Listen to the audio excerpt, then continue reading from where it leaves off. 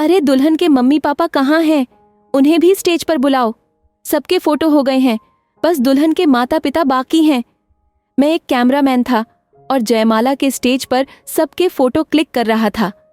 दूल्हा जितना खूबसूरत था उससे कहीं ज्यादा सुंदर दुल्हन लग रही थी। नजरें झुकाए उस दुल्हन को देखकर कोई नहीं कह सकता था कि वह एक गरीब परिवार की बेटी है, जिसके पिता ने अपने जीवन की सबसे बड़ी दौलत आज कन्यादान में दे दी थी। वह किसी राजकुमारी से कम नहीं लग रही थी। पंडित जी के जोर से कहने पर सभी की नजरें दुल्हन के मम्मी पापा को ढूंढने लगीं। दुल्हन के पिता रमेश मेहमानों के आगे हाथ जोड़े खड़े थे, सबको खाना खिलाने में लगे थे।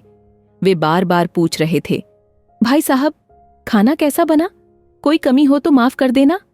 समाज का नियम है कि लड़की वाले का सर पूरी शादी के दौरान झुका रहना चाहिए, इसलिए रमेश जी हर मेहमान की सेवा में जुटे हुए थे।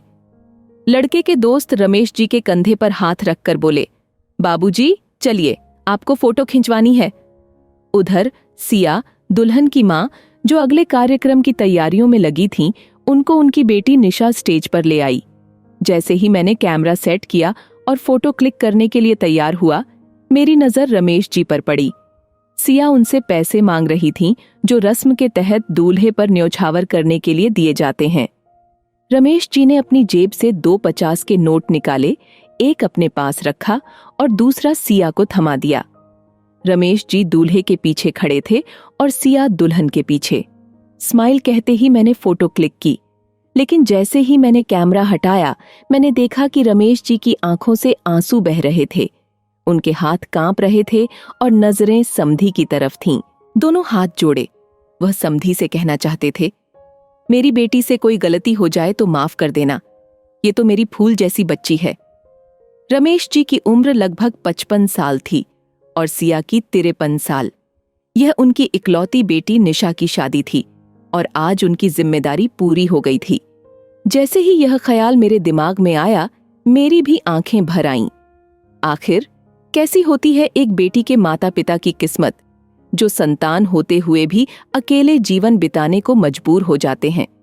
जब मैंने रमेश जी की स्थिति के बारे में जानने की कोशिश की, तो पता चला कि उनके पास सिर्फ 4 बीघा जमीन थी, जिसे उन्होंने दामाद को मोटरसाइकिल देने के लिए 2 साल के लिए ठेके पर चढ़ा दिया था, ताकि उनकी बेटी निशा को ससुराल में कोई परेशानी न हो।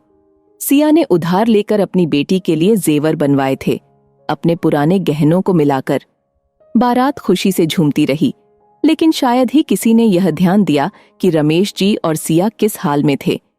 जब रात में निशा ने अपने पापा को बुलाकर कहा, पापा आपने अभी तक खाना नहीं खाया होगा, आओ पास बैठो।